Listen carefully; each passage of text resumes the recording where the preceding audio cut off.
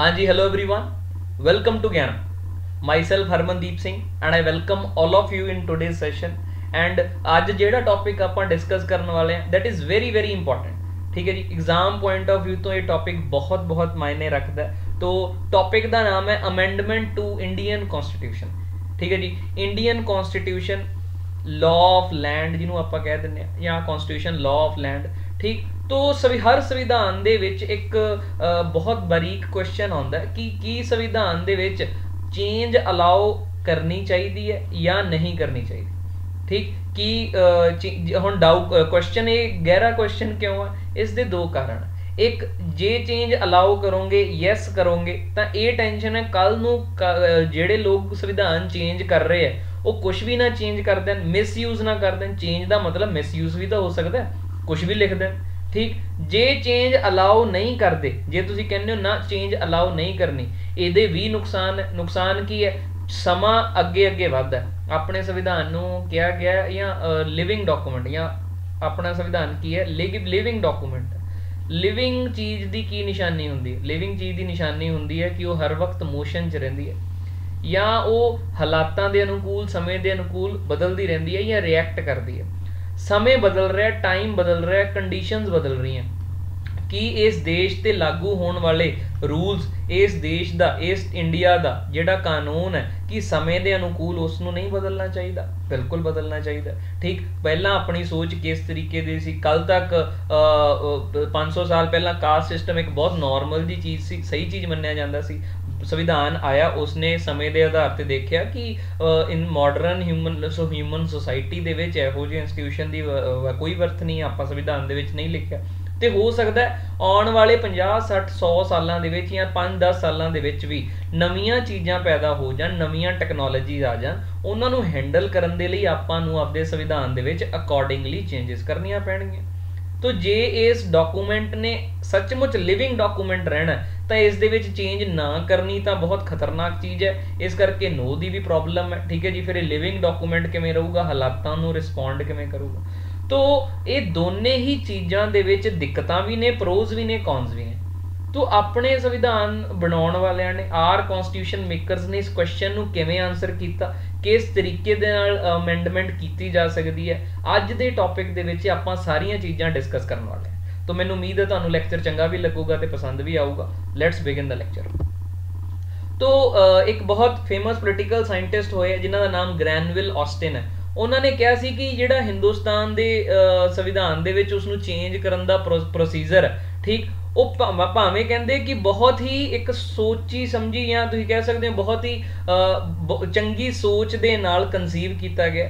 ठीक, ऑलदो जो मैं तुहानूं समझाऊंगा तुहानूं भी लगूगा कि यार इन्ना कॉम्पलीकेट क्यों किया गया। ऑलदो ये कॉम्पलीकेटेड है पर उन्होंने कहा ये कॉम्पलीकेटेड नहीं है, सिर्फ डाइवर्स है, अलग अलग सोचां नूं, अलग अलग सिचुएशनस नूं बेसिकली इनकॉर्पोरेट कर रहा है आपके अंदर। ठीक है जी, तो ग्रैनविल ऑस्टिन जी ने यह गल कही है अपने संविधान के अमेंडमेंट प्रोसीजर बारे। The amending process has proved itself one of the most ably conceived aspects of the constitution. मतलब बहुत गहरी सोच के नाल कंसीव किया गया यह प्रोसैस है। ठीक, ऑलदो पहली नज़र बड़ा कॉम्पलीकेटेड लगता है बट ये कॉम्पलीकेटेड तो ज़्यादा जस्ट डाइवर्सिटी का ध्यान रख रहा है। जिहड़े दो व्यूज़ यस ते नो दे डाइवर्स एंगल्स से पे है उन्होंने किवें इनकॉर्पोरेट करके एक बैटर सोल्यूशन लेके आ रहा है। बस इसे दी निशानी है अपने संविधान का अमेंडमेंट प्रोसीजर। ठीक है जी, कुछ बेसिक्स की गल करते हैं। ठीक, जिवें मैं पूछा अमेंडमेंट चाहिए ही क्यों है, जे कोई कहे सर जो संविधान बनाने वाले ने बनाता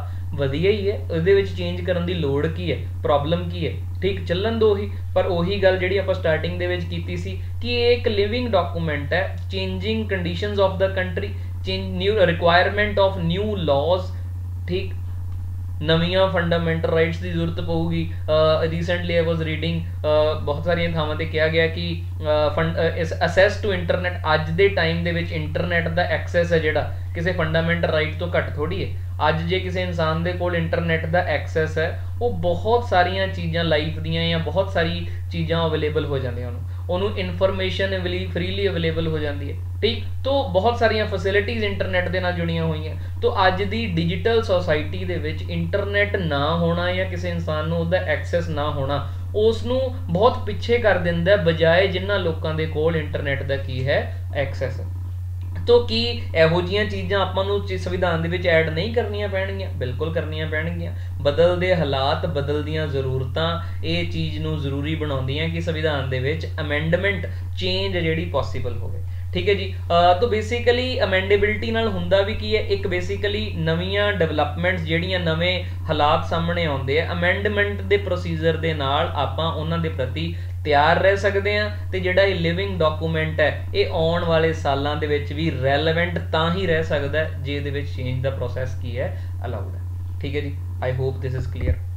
कुछ बेसिक्स दियां गल्लां इंडियन संविधान बारे जे पुछया जाए, इंडिया का संविधान है जिहड़ा अमेंडेबिलिटी के नज़र तो या अमेंडमेंट के नज़र तो फ्लैक्सीबल है। फ्लैक्सीबल का मतलब है ईजीली चेंज हो जाता है कि रिजिड है। रिजिड का मतलब है भी बहुत चेंज होना की है टफ है।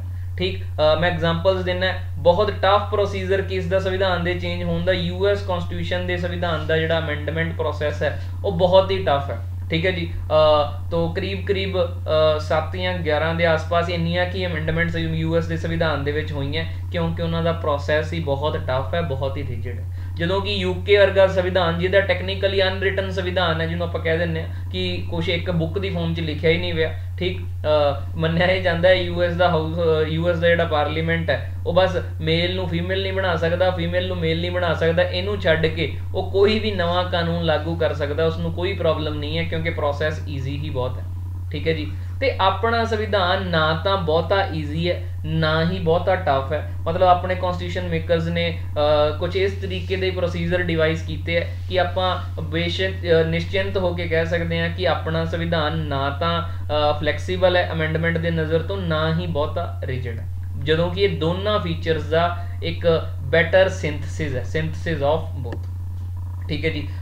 एग्जाम पॉइंट ऑफ व्यू तो पूछा जा सकता है procedure of amendment of the constitution किहड़े पार्ट दे विच है, तो तुसी याद रखना है part 20 of the constitution deals with amendment procedure.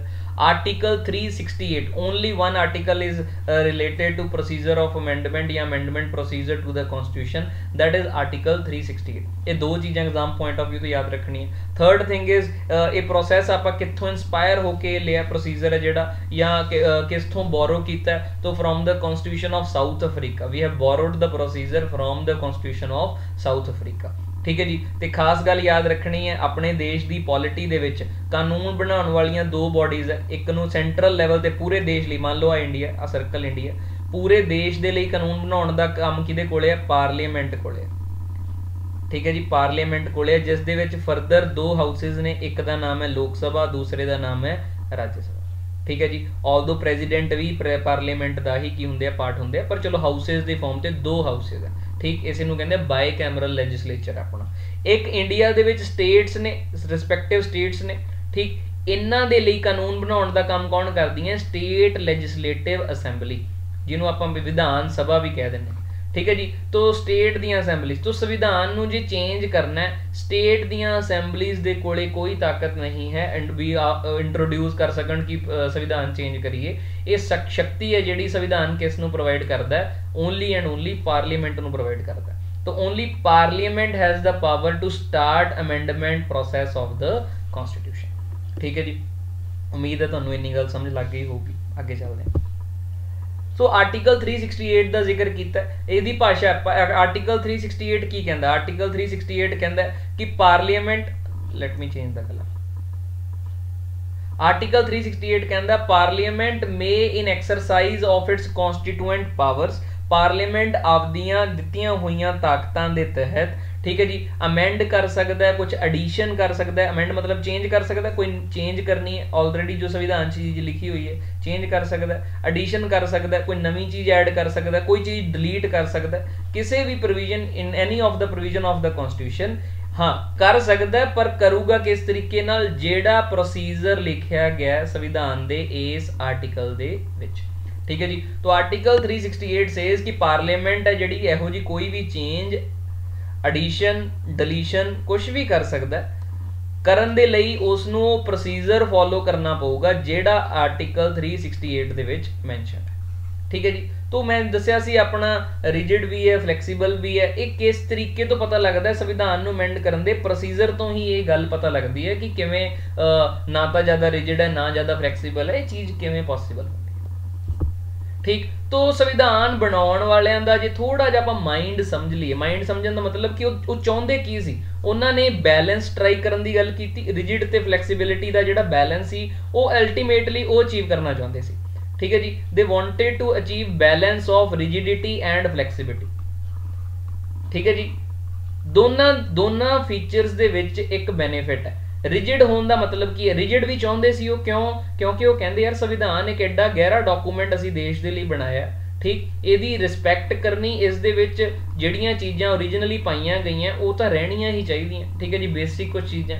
ठीक है जी, इस करके वो नॉर्मल कानून तो संविधान नूं ज़्यादा इज्जत देना चाहते सी कि यार नॉर्मल कानून किवें मर्जी पास करवा लो, लेकिन संविधान नूं छेड़छाड़ करन दे लई इन्नी आसानी नाल छेड़छाड़ ना की जा सके। ठीक है जी, प्लस वो चाहते सी छेड़छाड़ की जा सके पर आसानी नाल ना की जा सके। देखो किसी भी चीज़ नूं चेंज करना, ठीक है, आपां कहता चेंज होनी चाहिए है जी समय दे नाल, पर आसानी नाल करना है, ईजी मैथड ना करना है कि टफ मैथड ना करना है, ये तो आप डिसाइड कर सकते हैं। तो संविधान मेकरस ने, कॉन्स्टिट्यूशन मेकरस ने कहा कि ठीक है चेंज अलाउ करो, पर इस डॉकूमेंट की इज्जत इन्नी है कि इनू बहुता ईजी मैथड नाल चेंज ना करो। ईजी मैथड के नाल कोई नॉर्मल कानून बनाने होण वो कर लो, पर संविधान दे विच चेंज करने के लिए मैथड थोड़ा की रखो, टफ रखो। ठीक है जी, तो इस दा मतलब फ्लैक्सीबल का मतलब है हाँ चेंज अलाउ करता है, ठीक, रिजिड का मतलब है आसानी नाल नहीं करता, टफ मैथड दे नाल करता है। ठीक है जी, एक चीज़ किवें पॉसीबल करते कॉन्स्टिट्यूशन मेकरस, ये चीज़ पॉसीबल करते हैं थ्रू कॉन्सैप्ट ऑफ मेजोरिटीज़। मेजोरिटीज़ के कंसैप्ट के नाल है जिहड़ी ये चीज़ पॉसीबल करते हैं। मैं स्टैप बाय स्टैप दसदा। पहली गल हमेशा याद रखनी एग्जाम पॉइंट ऑफ व्यू तो, ठीक, अपने कोले पार्लीमेंट के दो हाउस है, मैं पहला भी दसिया सी, एक हाउस का नाम है लोक सभा, दूजे हाउस का नाम है राज्य सभा। तो संविधान नूं चेंज करन दे लई बिल पास करवाना पैना, ठीक, भावें तो बिल जो पास हो जाऊगा उदों एक्ट बन जाऊगा, ठीक, तो भावें तो वो तुसीं लोक सभा तो प्रोसीजर शुरू कर दो ते बाद च राज्य सभा नूं भेज दो, ते भावें तुसीं राज्य सभा तो प्रोसीजर शुरू कर दो लोक सभा नूं भेज दो, पर भेजना दोवां थावां ते पैना। That means it can the process of amendment करन दा जिहड़ा तरीका है, भावें लोक सभा तो शुरू कर लो भावें राज्य सभा तो शुरू कर लो, कोई प्रॉब्लम नहीं है। हाँ, लोक सभा या राज्य सभा तो ही हो सकता, विधान सभा तो किसी भी स्टेट असैंबली तो, स्टेट लैजिस्लेटिव असैंबली तो शुरू नहीं किया जा सकता। ठीक है जी, तो पहला स्टैप यही कहता है कि संविधान की अमेंडमेंट है जिहड़ी, संविधान की जिहड़ी अमेंडमेंट है किसी भी हाउस दे विच इनिशिएट की जा सकती है, स्टार्ट की जा सकती है। ठीक है जी, ये हो गया अपना पॉइंट नंबर 1। अगला पॉइंट की कहता है, the bill can be introduced either by minister और private member and does not require prior permission of president. ठीक है जी, इस गल का की मतलब इत्थे वो कहता कि देखो जिहड़े मंत्री सरकार के मंत्री हुंदे या बेसिकली जो कोई भी जिहड़ा मंत्री है गवर्नमेंट जिहदी पार्लीमेंट दे विच भावें लोक सभा भावें राज्य सभा, उस नूं तां कहंदे आपां मिनिस्टर। ठीक है जी, जे मान लो कोई होर बंदा जिवें मान लो MP भगवंत मान MP है, ठीक, सरकार बीजेपी की है, कुछ लोग बीजेपी के मिनिस्टर होणगे, ये बीजेपी के मिनिस्टर हो गए। आ लोग है जिहड़े बीजेपी के ने, बिलोंग बीजेपी नूं करदे, MP भी है बट मिनिस्टर कोई नहीं है। तो आ लोग तो हो गए मिनिस्टर जिहड़े सरकार चला रहे। जिहड़े लोग MP ने पर सरकार च भी नहीं है, ठीक, या नॉर्मल भावें बीजेपी के होण भावें ओपोजिशन के होण या किसी होर पार्टी के होण, इन्हां मैंबरस नूं आपां कहने आ प्राइवेट मैंबरस। याद रखनी है गल, इन्हां मैंबरस नूं कहा जाता है प्राइवेट मैंबरस। ठीक है जी, तो एक गहरी चीज़ इत्थे भी पता लगती है, संविधान की अमेंडमेंट करने वाला प्रोसीजर भावें तो कोई मंत्री इंट्रोड्यूस करे ते भावें कौन इंट्रोड्यूस करे, प्राइवेट मैंबर इंट्रोड्यूस करे, कोई प्रॉब्लम नहीं है। ठीक, दोने लोग जिहड़े, ठीक है, बिल इंट्रोड्यूस कर सकते हैं ते प्रेजिडेंट तो प्रायर परमिशन लैन की कोई जरूरत नहीं। ठीक, सैकेंड पॉइंट आपां नूं ये पता लग गया। ठीक है जी, हुण आउंदा कि ठीक है जी इंट्रोड्यूस कर लिया, हुण ये दसो भी पास किवें कीता जाऊगा, प्रोसीजर टफ किवें कीता गया। टफ प्रोसीजर किवें, आप कहा सी ना हाँ कर तो सकते हो लेकिन प्रोसीजर टफ है। टफ इस तरीके दे नाल है, ठीक, दोनों हाउसां दे विच मान लो आ लोक सभा ते आ राज्य सभा। ठीक है जी, दोनों हाउसां दे विच जिन्ने लोग उस दिन आए हुए, जिन्ने लोग आए हुए, ठीक, ते वोट कर रहे हैं, इन्हों आपां कह दांगे लोग प्रेजेंट है, जिन्ने MP प्रेजेंट है ते की कर रहे हैं, वोट भी कर रहे हैं, प्रेजेंट एंड वोटिंग हो गए। ਉਹਨਾਂ ਦੇ ਵਿੱਚੋਂ 2/3 ਲੋਕਾਂ ਦੀ ਤੁਹਾਨੂੰ ਹਾਂ ਚਾਹੀਦੀ ਹੈ। 2/3 ਲੋਕ ਕੀ ਕਰਨਗੇ? ਯੈਸ ਕਰਨਗੇ। ਠੀਕ ਹੈ ਜੀ। ਜਿਹੜਾ ਵੀ ਤੁਹਾਡਾ ਆਨਸਰ ਆਊਗਾ 2/3 ਕਰਕੇ, ਠੀਕ ਹੈ ਜੀ, 2/3 ਆਫ ਪ੍ਰੈਜ਼ੈਂਟ ਐਂਡ ਵੋਟਿੰਗ, ਉਹ ਜਿੰਨਾ ਵੀ ਤੁਹਾਡਾ ਆਨਸਰ ਆਊਗਾ ਉਹ ਟੋਟਲ ਹਾਊਸ ਦੀ ਮੈਂਬਰਸ਼ਿਪ ਦੇ ਹਾਫ ਤੋਂ ਜ਼ਿਆਦਾ ਹੋਣਾ ਚਾਹੀਦਾ। ਠੀਕ ਹੈ ਜੀ। ਮੈਂ ਐਗਜ਼ਾਮਪਲ ਦਿੰਦਾ, ਮੰਨ ਲਓ ਲੋਕ ਸਭਾ ਦੇ ਆਪਾਂ ਕੈਲਕੂਲੇਸ਼ਨ ਦੇ ਪਰਪਸ ਲਈ ਮੰਨ ਲਓ ਟੋਟਲ ਸਟਰੈਂਥ ਹੈਗੀ ਹੈ 500। ਸਾਰੇ ਲੋਕ ਡੇਲੀ ਤਾਂ ਨਹੀਂ ਆਉਂਦੇ, ਠੀਕ, ਉਹਨਾਂ ਚੋਂ ਮੰਨ ਲਓ 450 ਬੰਦਾ ਪ੍ਰੈਜ਼ੈਂਟ ਹੈ, 50 ਐਬਸੈਂਟ ਹੈ। ਠੀਕ ਹੈ ਜੀ। 450 ਪ੍ਰੈਜ਼ੈਂਟ ਹੈ, 450 ਦੇ ਵਿੱਚੋਂ, ਠੀਕ ਹੈ ਜੀ, ਵੋਟ ਕਰ 50 ਬੰਦੇ ਕਹਿਣਾ ਅਸੀਂ ਤਾਂ ਵੋਟ ਹੀ ਨਹੀਂ ਕਰਦੇ। ਠੀਕ, तो ਪ੍ਰੈਜ਼ੈਂਟ ਐਂਡ ਵੋਟਿੰਗ ਮੰਨ ਲਓ ਕਿੰਨੇ ਹੋ ਗਏ? 400 ਹੋ ਗਏ। 400 ਬੰਦੇ ਦੇ ਵਿੱਚੋਂ 2/3 ਨੂੰ ਹਾਂ ਕਹਿਣਾ ਪੈਣਾ। 2/3 ਦਾ मतलब ਕੀ ਹੋ ਗਿਆ? 2 गुणा 3 मल्टीप्लाई बाय 400। ठीक है जी। तो ये हो गया, ਇਹਦਾ आंसर क्या होगा? 133 गुणा 2, 266 लोग जो हाँ कहणगे, ठीक है जी, ਤਾਂ ही जाके गल बनूगी। 266 ਜਾਂ 266 ਤੋਂ ਜ਼ਿਆਦਾ, ਮੰਨ ਲਓ 266 ਨੇ ਹਾਂ ਕਰਤੀ। ਹੁਣ ਜਿਹੜਾ ਵੀ ਇਹ ਆਨਸਰ ਆਇਆ ਇਹ ਟੋਟਲ ਸਟਰੈਂਥ ਕਿੰਨੀ ਸੀ? 500। 500 ਦਾ ਹਾਫ ਕਿੰਨਾ ਹੁੰਦਾ? 250। 500 ਦਾ ਅੱਧਾ ਕਿੰਨਾ ਹੁੰਦਾ? ਹਾਫ ਕਰਨਾ, ਅੱਧਾ ਹੁੰਦਾ 250। ਕੀ 266 250 ਤੋਂ ਜ਼ਿਆਦਾ ਹੈ? ਹਾਂਜੀ, 266 ਹੈ ਜਿਹੜਾ 250 ਤੋਂ ਜ਼ਿਆਦਾ ਹੈ। ਇਹਦਾ मतलब ਹਾਂ ਬਿੱਲ ਪਾਸ ਹੋ ਜਾਊਗਾ। ਯੈਸ ਹੋ ਗਿਆ ਕਹਾਣੀ। ठीक है जी। यही मान लो टोटल स्ट्रेंथ है जी, यही मैं सारी कहानी दसदा। मान लो टोटल स्ट्रेंथ है जी 500, मान लो प्रेजेंट है लोग 400 लोग ही आए हैं। ठीक है जी, लोक सभा दे विच उधर, ठीक, ते प्रेजेंट एंड वोटिंग 100 बंदा का वैसे तो वोट ही नहीं करते, मान लो 300 लोग ही प्रेजेंट एंड वोटिंग है। तो पहला स्टैप की है? ठीक, स्पैशल मेजोरिटी, इस पूरी मेजोरिटी का नाम है। पहला स्टैप ये है कि प्रेजेंट एंड वोटिंग दे 2/3 लोग है जेडे वो हाँ करन। ठीक है जी। 2/3 ऑफ प्रेजेंट वोटिंग, 2/3 किन्ने का करना है? 2/3 मल्टीप्लाई बाय 300। ठीक है जी। ये आ गया 100, ये आ गया 200। कि जी 200 लोग 300 चो हाँ कह, मान लो 200 लोगों ने हाँ कहती, ठीक, 200 ने हाँ कहती, चलो जी 2/3 तो नंबर तो मिल गया। ठीक है। अगली रिक्वायरमेंट की है? जेड़ा ये 200 है टोटल स्ट्रेंथ दी हाफ तो ज़्यादा होना चाहिए। टोटल स्ट्रेंथ 500 का अद्ध हो गया 250। कि ये 200 250 तो ज़्यादा है? नहीं ज़्यादा, ये बिल पास नहीं हो सकता। दैट मीनस इसे लिए ये मैथड केड़ा मैथड हो गया? थोड़ा जिहा टफ मैथड हो गया। ठीक है जी। तो स्पैशल मेजोरिटी संविधान नूं चेंज करन दे मैथड का नाम है। ठीक है जी। इहनूं कहंदे की है? Special majority. ठीक, तो मतलब स्पैशल मेजोरिटी का मतलब की हो गया? मैं अगे दसूंगा भी 2/3 of present and voting plus जो भी आंसर आऊगा वो टोटल स्ट्रेंथ की हाफ तो की होना चाहिए? मोर होना चाहिए। ठीक, इस टोटल स्ट्रेंथ की हाफ के लिए वर्ड यूज किया जाता है एब्सोल्यूट मेजोरिटी। याद रखनी है गल, वर्ड यूज किया जाता है एब्सोल्यूट मेजोरिटी। डन है जी। यही काम लोक सभा दे विच, यही काम कित्थे होऊगा? राज्य सभा दे विच होऊगा। यही काम लोक सभा दे विच इन ईच हाउस, लोक सभा च भी यही काम करो, जो पास हो गया फिर जाऊगा राज्य सभा कोले, जे राज्य सभा तो कहानी शुरू हुई है तो लोक सभा कोले। ठीक है जी। तो उस तो बाद इत्थे इस तो बाद ये बिल जी दोने हाउस सैपरेटली पास करनगे। जे मान लो लोक सभा कर दे ते राज्य सभा ना करे तो जॉइंट सैशन की कोई प्रोविजन नहीं है इस पूरे प्रोसैस दे विच। ठीक है जी। मान लो दोनों ने करती है, उस तो बाद एक जां तां मान लो जिन्ने भी बिल है, ठीक है जी, स्पैशल मेजोरिटी नाल पास हो गए आर्टिकल 368 के तहत। जे कोई चीज़ इहो जी है जिहड़ी देश दे फैडरल प्रिंसीपल्स नूं चेंज करदी है। फैडरल प्रिंसीपल का मतलब की है? जिथे देश के नाल नाल स्पैसीफिकली स्टेट का भी कोई अधिकार जुड़िया होया। जिवें मान लो अपने संविधान ने लिस्ट्स बनाइया हुई 3 तरह दी लिस्ट है। एक नूं कहंदे यूनीयन लिस्ट, मैं कलर चेंज करदा, ठीक है जी। एक नूं कहंदे यूनीयन लिस्ट, 3 तरह दी लिस्ट है। एक नूं कहंदे स्टेट लिस्ट, एक नूं कहंदे कॉन्कूरेंट लिस्ट।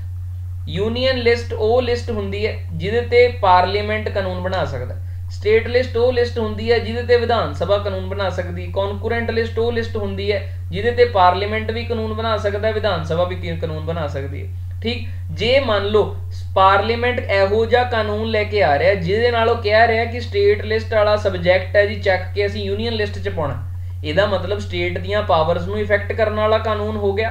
इहो जिहा बिल स्पैशल मेजोरिटी तो चाहिए ही होगी जो आपां डिस्कस करके आए हैं। उस तो बाद लोक सभा च स्पैशल मेजोरिटी, राज्य सभा च स्पैशल मेजोरिटी, उस तो इलावा ਜਿੰਨੀਆਂ ਟੋਟਲ ਸਟੇਟਸ ਹੈ ਉਹਦੇ ਚੋਂ ਅੱਧੀਆਂ ਸਟੇਟਸ ਆਪਦੀ ਵਿਧਾਨ ਸਭਾ ਦੇ ਵਿੱਚ ਵੀ ਇਸ ਬਿੱਲ ਨੂੰ ਪਾਸ ਕਰਨਗੀਆਂ, ਸਿੰਪਲ ਮੈਜੋਰਿਟੀ ਦੇ ਨਾਲ ਕਰਨਗੀਆਂ, ਫਿਰ ਜਾ ਕੇ ਕਾਨੂੰਨ ਹੈ ਜਿਹੜਾ ਪਾਸ ਹੋਣ ਦੇ ਲਈ ਪ੍ਰੈਜ਼ੀਡੈਂਟ ਕੋਲੇ ਜਾਊਗਾ। ਇਸ ਨੂੰ ਗਹਿਰਾਈ 'ਚ ਮੈਂ ਅਗਲੀਆਂ ਸਲਾਈਡ ਦੇ ਵਿੱਚ ਦਿਖਾਉਣਾ ਵੀ ਤੁਹਾਨੂੰ, ਠੀਕ ਹੈ ਜੀ। ਦੈਟ ਮੀਨਸ ਜੇ ਫੈਡਰਲ ਪ੍ਰਿੰਸੀਪਲ ਵਾਲਾ ਹੈ ਤਾਂ ਇੱਕ ਹੋਰ ਟਾਈਪ ਦੀ ਮੈਜੋਰਿਟੀ ਆ ਗਈ, ਉਸ ਤੋਂ ਬਾਅਦ ਸਾਰੇ ਥਾਵਾਂ ਤੋਂ ਪਾਸ ਹੋ ਕੇ ਪ੍ਰੈਜ਼ੀਡੈਂਟ ਕੋਲੇ ਜਾਊਗਾ। ਯਾਦ ਰੱਖਣਾ ਪ੍ਰੈਜ਼ੀਡੈਂਟ ਹਾਂ ਹੀ ਕਰੂਗਾ, ਪ੍ਰੈਜ਼ੀਡੈਂਟ ਨਾ ਤਾਂ ਚੁੱਪ ਰਹਿ ਸਕਦਾ ਨਾ ਹੀ ਬਿੱਲ ਵਾਪਸ ਭੇਜ ਸਕਦਾ। ਤਾਂ ਮਤਲਬ ਪ੍ਰੈਜ਼ੀਡੈਂਟ ਨੂੰ ਸਾਈਨ ਕਰਨੇ ਹੀ ਪੈਣਗੇ ਜੇ ਸੰਵਿਧਾਨ ਦੀ ਅਮੈਂਡਮੈਂਟ ਦਾ ਮਸਲਾ ਹੈ। ਇੱਕ ਗੱਲ ਇਹ ਤੁਸੀਂ ਯਾਦ ਰੱਖਣੀ, ਠੀਕ ਹੈ ਜੀ। ਤਾਂ ਮੈਂ ਬਰੋਡਲੀ ਇੱਥੇ ਮੈਂ ਰਿਵਾਈਜ਼ ਵੀ ਕਰਵਾਉਣਾ, ਮੈਨੂੰ ਪਤਾ ਥੋੜਾ ਜਿਹਾ ਜਿਵੇਂ ਸਟਾਰਟਿੰਗ 'ਚ ਗ੍ਰੈਨਵਿਲ ਔਸਟੀਕਲ ਨੇ ਕਿਹਾ ਨਹੀਂ ਸੀਗਾ ਕਿ ਦੇਖਣ ਨੂੰ ਪਹਿਲੀ ਨਜ਼ਰ 'ਚ ਬਹੁਤ ਕੰਪਲੀਕੇਟਡ ਲੱਗਦਾ, ਬਟ ਮੇਅਰਲੀ ਥੋੜਾ ਡਿਵਰਸ ਹੈ। ਥੋੜੀ ਜਿਹੀ ਗਹਿਰਾਈ ਨਾਲ ਸਮਝੋਗੇ ਤੁਹਾਨੂੰ ਸਮਝ ਆ ਜਾਊਗਾ। ਮੈਂ ਅਗਲੀਆਂ ਸਲਾਈਡ ਦੇ ਵਿੱਚ ਗਹਿਰਾਈ 'ਚ ਸਮਝਾਉਣਾ, ਠੀਕ ਹੈ ਜੀ। ਤਾਂ ਤਿੰਨ ਤਰ੍ਹਾਂ ਦੀਆਂ ਮੈਜੋਰਿਟੀਆਂ ਮੈਂ ਦੱਸੀਆਂ। ਇੱਕ ਮੈਜੋਰਿਟੀ ਹੋ ਗਈ ਸਿੰਪਲ ਮੈਜੋਰਿਟੀ, ਜਿਹੜੇ ਸੰਵਿਧਾਨ ਨੂੰ ਅਮੈਂਡ ਕਰਨ ਦੇ ਲਈ ਨਹੀਂ, ਨੋਰਮਲ ਕਾਨੂੰਨਾਂ ਨੂੰ ਪਾਸ ਕਰਨ ਦੇ ਲਈ ਯੂਜ਼ ਕੀਤੀ ਜਾਂਦੀ ਹੈ, ਸਿੰਪਲ ਮੈਜੋਰਿਟੀ ਕਹਿੰਦੇ ਨੇ ਉਹਨੂੰ। ਇੱਕ ਮੈਂ ਦੱਸਿਆ ਸਪੈਸ਼ਲ ਮੈਜੋਰਿਟੀ, ਜਿਹਦੇ ਵਿੱਚ ਕੋਈ ਫੈਡਰਲ ਪ੍ਰਿੰਸੀਪਲ ਨੂੰ ਚੇਂਜ ਨਹੀਂ ਕਰ ਰਹੇ, ਠੀਕ ਹੈ ਜੀ। ਜਿਹਦੇ 'ਚ ਆਪਾਂ ਕੀ ਸਿੱਖਿਆ ਸੀ, 2/3 of present and voting plus total strength the half ਤੋਂ ਨੰਬਰ ਕੀ ਹੋਣਾ ਚਾਹੀਦਾ, ਮੋਰ ਹੋਣਾ ਚਾਹੀਦਾ, ਇੱਕ ਇਹ ਸਿੱਖੀ।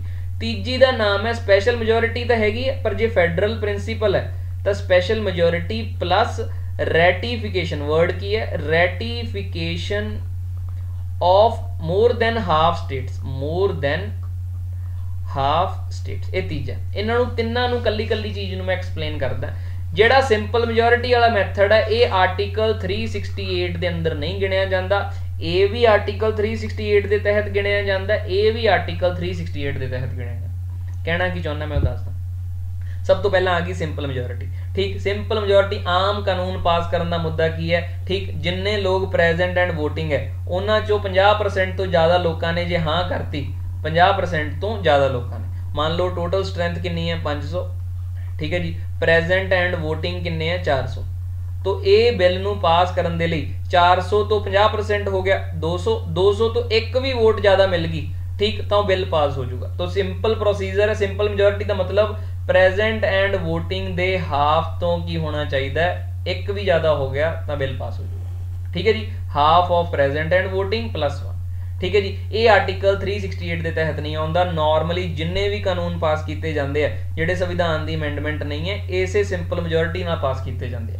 ਫਾਰਮ ਲਾਜ਼ ਦੀ ਤੁਸੀਂ ਰੀਸੈਂਟਲੀ ਬਹੁਤ ਡਿਬੇਟ ਵੀ ਚੱਲੀ ਹੈ, ਫਾਰਮ ਲਾਜ਼ ਕਿਹੜੀ ਅਮੈਂਡਮੈਂਟ ਦੇ ਨਾਲ ਪਾਸ ਹੋਏ, ਸਿੰਪਲ ਮੈਜੋਰਿਟੀ ਨਾਲ ਪਾਸ ਹੋਏ, ਠੀਕ ਹੈ ਜੀ। तो ਨਾਰਮਲੀ ਜਿੰਨੇ ਵੀ ਕੀ ਕੀਤਾ ਜਾ ਸਕਦਾ ਸਿੰਪਲ ਮੈਜੋਰਿਟੀ ਨਾਲ, ਨਵੀਆਂ ਸਟੇਟਸ ਬਣਾਈਆਂ ਜਾ ਸਕਦੀਆਂ, ਕਹਿਣ ਨੂੰ ਬਹੁਤ ਵੱਡੀ ਤਾਕਤ ਹੈ ਪਰ ਸਿੰਪਲ ਮੈਜੋਰਿਟੀ ਲੱਗਦੀ ਹੈ, ਠੀਕ ਹੈ ਜੀ। ਕੋਈ ਨਵਾਂ ਏਰੀਆ ਇੰਡੀਆ 'ਚ ਐਸਟੈਬਲਿਸ਼ ਕਰਨਾ ਬਣ ਗਿਆ, ਨਵੀਂ ਸਟੇਟ ਬਣਾਉਣੀ ਹੈ, ਯੂਪੀ ਨੂੰ ਤੋੜ ਕੇ ਮੰਨ ਲਓ 3 ਨਵੀਆਂ ਸਟੇਟਸ ਬਣਾਉਣੀਆਂ, ਠੀਕ, ਜਾਂ ਬਾਉਂਡਰੀ ਨੂੰ ਚੇਂਜ ਕਰਨਾ, ਸਟੇਟ ਦੀ ਨਾਂ ਚੇਂਜ ਕਰਨਾ, ਤਿੰਨੇ ਚੀਜ਼ਾਂ ਕਰਨ ਦੇ ਲਈ ਸਿੰਪਲ ਮੈਜੋਰਿਟੀ ਲੱਗਦੀ ਹੈ, ਯਾਦ ਰੱਖਣਾ, ਠੀਕ ਹੈ ਜੀ। ਕਿਸੇ ਸਟੇਟ ਦੇ ਵਿੱਚ ਪਾਰਲੀਮੈਂਟ ਜਦੋਂ ਪਰਮਿਸ਼ਨ ਦਿੰਦਾ, ਲੈਜਿਸਲੇਟਿਵ ਕਾਉਂਸਲ ਦੂਜਾ ਹਾਊਸ, ਵਿਧਾਨ ਸਭਾ ਇੱਕ, ਵਿਧਾਨ ਪਰਿਸ਼ਦ ਤੁਹਾਨੂੰ ਪਤਾ ਹੋਊਗਾ 6 ਸਟੇਟਸ ਦੇ ਕੋਲ ਇੰਡੀਆ ਦੇ ਵਿੱਚ ਐਟ ਪ੍ਰੈਜ਼ੈਂਟ 6 ਸਟੇਟਸ ਦੇ ਕੋਲ ਵਿਧਾਨ ਸਭਾ ਦੇ ਨਾਲ ਨਾਲ ਵਿਧਾਨ ਪਰਿਸ਼ਦ ਵੀ ਹੈ।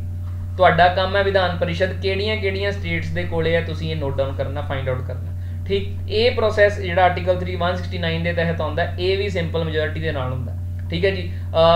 ਕਨਸਟੀਟਿਊਸ਼ਨਲ ਬੋਡੀ ਪੋਜੀਸ਼ਨਸ ਦੀਆਂ ਪ੍ਰੈਜ਼ੀਡੈਂਟ, ਗਵਰਨਰ, ਸਪੀਕਰ, ਜੱਜਿਸ, ਇਹਨਾਂ ਦੀਆਂ ਮੋਨੂਮੈਂਟਸ, ਅਲਾਉੈਂਸਸ, ਪ੍ਰਿਵਿਲੇजेस, ਇਹਨਾਂ ਦੇ ਵਿੱਚ ਵਾਧਾ ਘਾਟਾ ਕਰਨ ਦੇ ਲਈ ਵੀ ਸਿੰਪਲ ਮੈਜੋਰਿਟੀ ਲੱਗਦੀ ਹੈ। ਐਮਪੀਆਂ ਦੀਆਂ ਸੈਲਰੀਆਂ ਵਧਾਉਣੀਆਂ ਘਟਾਉਣੀਆਂ ਜਾਂ ਉਹਨਾਂ ਨੂੰ ਜ਼ਿਆਦਾ ਭੱਤੇ ਦੇਣੇ ਘੱਟ ਦੇਣੇ, ਜੋ ਵੀ ਇਹੋ ਜਿਹੀ ਕੋਈ ਵੀ ਚੇਂਜ ਕਰਨੀ ਹੈ, ਸਿੰਪਲ ਮੈਜੋਰਿਟੀ ਨਾਲ ਹੋ ਜਾਂਦੀ ਹੈ। ਪਾਰਲੀਮੈਂਟ ਦੇ ਵਿੱਚ ਕੰਮ ਕਿਸ ਤਰੀਕੇ ਦੇ ਨਾਲ ਹੋਵੇ, ਰੂਲਸ ਕਿਹੜੇ ਹੋਣ, ਸਿੰਪਲ ਮੈਜੋਰਿਟੀ ਨਾਲ ਹੋ ਜਾਂਦੀ ਹੈ, ਠੀਕ ਹੈ ਜੀ। ਮੈਂਬਰਾਂ ਦੀਆਂ ਕੀ ਪ੍ਰਿਵਿਲੇजेस ਨੇ, ਕਮੇਟੀਆਂ ਦੇ ਕੀ ਪ੍ਰਿਵਿਲੇजेस ਨੇ, simple majority. English language use ਕਰਵਾਉਣੀ ਹੈ ਪਾਰਲੀਮੈਂਟ 'ਚ, ਸਿੰਪਲ ਮੈਜੋਰਿਟੀ। ਨੰਬਰ ਆਫ ਜੱਜਿਸ ਆਫ ਸੁਪਰੀਮ ਕੋਰਟ ਵਧਾਉਣੇ ਆ ਤਾਂ ਸਿੰਪਲ ਮੈਜੋਰਿਟੀ, ਠੀਕ ਹੈ ਜੀ। ਸੁਪਰੀਮ ਕੋਰਟ ਦੀਆਂ ਤਾਕਤਾਂ ਹੋਰ ਵਧਾਉਣੀਆਂ, ਸਿੰਪਲ ਮੈਜੋਰਿਟੀ। ਸਿਟੀਜ਼ਨਸ਼ਿਪ ਮੈਂ ਪਿਛਲੇ ਸਲਾਈਡ ਲੈਕਚਰ ਦੇ ਵਿੱਚ ਡਿਸਕਸ ਵੀ ਕੀਤਾ ਤੁਹਾਡੇ ਨਾਲ, ਕਿਵੇਂ ਲੈ ਸਕਦੇ ਹੋ, ਕਿਵੇਂ ਚੇਂਜ ਕਰਨਾ, ਜਿਹੜਾ ਮੈਥਡ ਹੈ, ਸਿੰਪਲ ਮੈਜੋਰਿਟੀ, ਠੀਕ ਹੈ ਜੀ। ਪਾਰਲੀਮੈਂਟ ਦੀਆਂ ਇਲੈਕਸ਼ਨਾਂ, ਸਟੇਟ ਲੈਜਿਸਲੇਚਰ ਦੀਆਂ ਇਲੈਕਸ਼ਨਾਂ, ਕੌਂਸਟੀਟੂਐਂਸੀਜ਼ ਜਿੱਥੇ MP ਖੜੇ ਹੁੰਦੇ, MLA ਖੜੇ ਹੁੰਦੇ, UT ਦੀਆਂ ਪਾਵਰਸ, ਠੀਕ, ਇਹ ਸਾਰੀਆਂ ਚੀਜ਼ਾਂ ਸਿੰਪਲ ਮੈਜੋਰਿਟੀ ਦੇ ਨਾਲ ਚੇਂਜ ਹੋ ਜਾਂਦੀਆਂ, ਯਾਦ ਰੱਖਣੀਆਂ, ਠੀਕ ਹੈ ਜੀ। ਅਗਲੀ ਟਾਈਪ ਦੀ ਮੈਜੋਰਿਟੀ ਮੈਂ ਦੱਸਿਆ ਸੀ ਸਪੈਸ਼ਲ ਮੈਜੋਰਿਟੀ ਕਹਿੰਦੇ ਆ ਉਹਨੂੰ, ਠੀਕ, ਜਿਹਦੇ ਵਿੱਚ total membership of each house, total membership ਦਾ ਮਤਲਬ ਕੀ ਹੈ, ਟੋਟਲ ਸਟਰੈਂਥ ਦੇ ਹਾਫ ਤੋਂ ਨੰਬਰ ਜ਼ਿਆਦਾ ਹੋਣਾ ਚਾਹੀਦਾ, प्लस प्रेजेंट एंड वोटिंग दे 2/3 लोग हाँ करनगे फिर जाके प्रेजेंट होगा। तो लिख भी दिता तुहाडी यादाश्त लई 2/3 ऑफ प्रेजेंट एंड वोटिंग दोने हाउसां दे विच प्लस टोटल मैंबरशिप या absolute majority of each house तो ज़्यादा होनी चाहिए। ठीक इत्थे मैं लिखता है टोटल मैंबरशिप का मतलब की है जिन्ने टोटल मैंबर है भावें आए होण ना आए होण ठीक उस दे हाफ तो की चाहिए है ज़्यादा नंबर चाहिए तुहानूं ते वो नंबर 2/3 होना चाहिए प्रेजेंट एंड वोटिंग। ठीक है जी। तीजा केस मैं दसिया सी अच्छा ये की चेंजा चेंज की जा सकती फंडामेंटल राइट दे विच कोई भी चेंज लेके आनी है कोई चीज़ ऐड करनी है डिलीट करनी है डायरैक्टिव प्रिंसिपल्स ऑफ स्टेट पॉलिसी दे विच कोई चीज़ ऐड करनी है डिलीट करनी है। ठीक है जी। तो पहले ते तीजी जिहड़ी आपां अगे डिस्कस करने वाले हैं इन्हां दोनों टाइप दी अमेंडमेंटां नूं छड्ड के ठीक है जी जिहड़ियां भी चीज़ां आउणगीआं जिहड़ियां संविधान दे विच मैंशनड ने उन्हां दे लई स्पैशल मेजोरिटी लगू।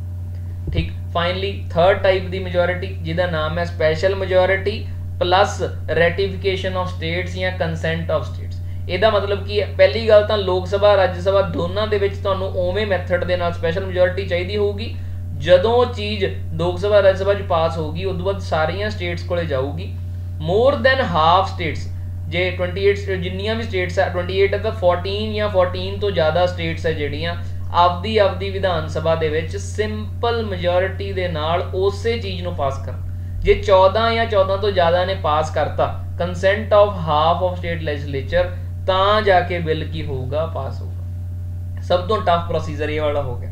ठीक ये किहड़ियां चीज़ों के लिए हो सकता है प्रेजिडेंट दी इलैक्शनां दा मैथड चेंज करना। ठीक है जी जे तुसी स्टेट्स दियां पावरां यूनीयन सेंट्रल गवर्नमेंट दियां पावरां वधा के स्टेट्स वालियां इन्हां नूं देना चाहुंदे हो। ठीक सुप्रीम कोर्ट ते हाई कोर्ट दे विच कोई ताकतां चेंज करनियां चाहुंदे हो। ठीक जिहड़े लिस्ट है union list state list concurrent list इहदे विच कोई एक दूजे तो फेर बदल करना चाहुंदे हो। Goods and services tax council GST they related कोई चीज़ चेंज करना चाहुंदे हो। ठीक है जीएसटी काउंसिल है ना जिहड़ी बॉडी जीएसटी दे रेट्स तय करती है या कोई भी प्रॉब्लम सॉल्व करती है जिसनों चेयर देश का फाइनांस मिनिस्टर करता है इस काउंसिल की कोई कंपोजिशन चेंज करनी है फिर भी आह वाली अमेंडमेंट का प्रोसीजर लगूगा।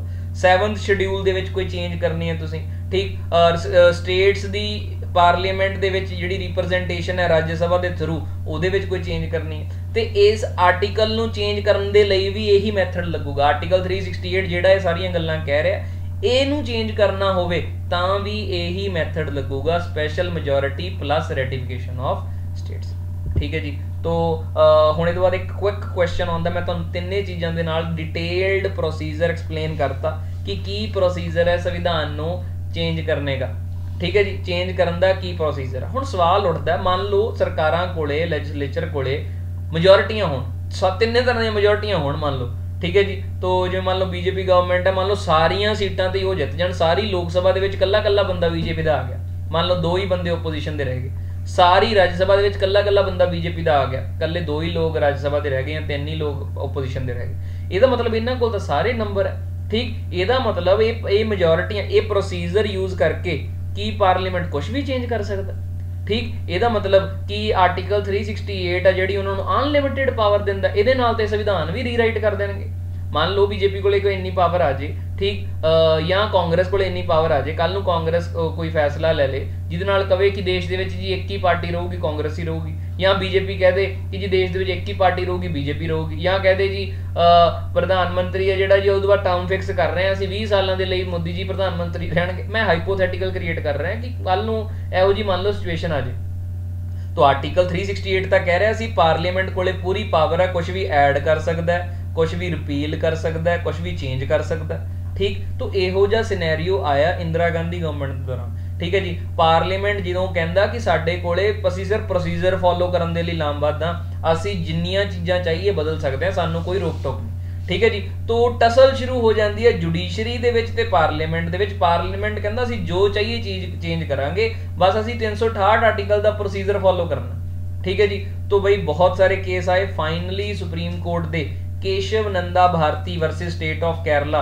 दा केस आया 1973 दे विच जिस केस दे विच सुप्रीम कोर्ट ने इसका आंसर दिता ते इस दे विच एक डॉक्ट्रीन अनाउंस की जिसका नाम है basic structure doctrine. Very very most important case of Indian judicial system Kesavananda Bharati versus state of Kerala 1973 जिथे उन्होंने कहा कि जी देखो ਅਮੈਂਡਮੈਂਟ ਦਾ ਮਤਲਬ ਹੁੰਦਾ ਕੁਛ ਨਾ ਕੁਛ ਚੇਂਜ ਕਰਨੀ। ओरिजिनल ਨੂੰ ਕਾਟਾ ਮਾਰ ਕੇ क्रॉस करके बिल्कुल ही फ्रैश चीज़ लिख देनी अमेंडमेंट नहीं होंगी। अमेंडमेंट करन दा प्रोसीजर तुहानू चेंजिस करन दी परमिशन दिंदा, संविधान नू दोबारा लिखण दी परमिशन नहीं दिंदा। ठीक है जी, कि जाओ भी मैं जो जी करदा लिख दी। ठीक, तो यदा मतलब भावें तुहाडे कोले 100% मेजोरिटी भी क्यों ना होवे, तुसीं ओनू यूज़ करके संविधान दा बेसिक स्ट्रक्चर, ਜਿਹੜੇ भी संविधान ਦੇ बेसिक फीचर है, ਜਿਹੜੇ संविधान ਬਣਾਉਣ ਵਾਲਿਆਂ ਨੇ ਜ਼ਰੂਰੀ ਸਮਝਿਆ, ਤੁਸੀਂ ਉਹਨਾਂ ਨੂੰ ਚੇਂਜ ਨਹੀਂ ਕਰ ਸਕਦੇ।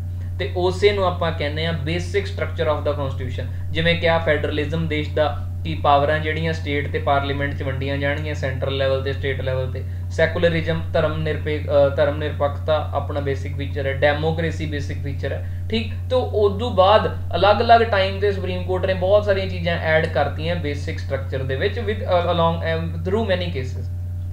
तो मौजूदा तौर पर कुछ भी चेंज किया जा सकता। सुप्रीम कोर्ट कहती है पार्लीमेंट कुछ भी चेंज करे, प्रोसीजर 368 का फॉलो करे, बट कुछ भी करके बेसिक स्ट्रक्चर को नहीं चेंज कर सकती, फिर भावें 100% नंबर्स भी क्यों ना हो। ठीक है जी, तो this is how amendment of the Indian constitution can be done.